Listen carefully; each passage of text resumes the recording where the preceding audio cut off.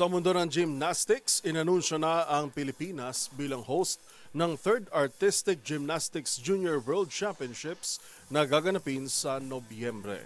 Kasabay niyan, tiniyak naman ng Gymnastics Association of the Philippines ang kanilang paghahanda upang maging matagumpay ang kompetisyon at maipakita ang kakayahan ng Pilipinas na magdaos ng world-class gymnastics event.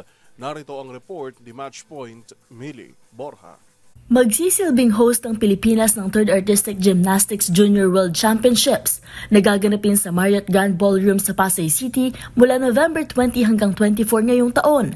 Yan ay batay sa anunsyo ng Federation International de Gymnastics o FIG. Kasunod ito ng desisyon ng FIG Executive Committee na ipaubaya ang pagpapatupad ng kompetisyon sa Gymnastics Association of the Philippines o GAP kasama ang Pilipinas sa mga bagong bansa na napiling magdaos ng mahalagang kompetisyon sa gymnastics na itinuturing ng FIG bilang bahagi ng kanilang layuning palawakin ang presensya ng sports sa buong mundo. Katulad ng kamakailang Continental Championships na ginanap sa mga bagong host countries, ang Junior World Meet sa Maynila ay inilalarawan ng FIG bilang isang adventure para sa palakasang gymnastics. Samantala, itinuturing naman ng GAP ang hosting bilang isang malaking karangalan para sa bansa. Tiniyak ng organisasyon ang kanilang paghahanda upang maging matagumpay ang kompetisyon at maipakita ang kakayahan ng Pilipinas na magdaos ng world-class gymnastics event. Kasabay ng patuloy na pagtindig ng Pilipinas bilang bagong pangalan sa international gymnastics, tumaas din ang interes ng publiko sa sport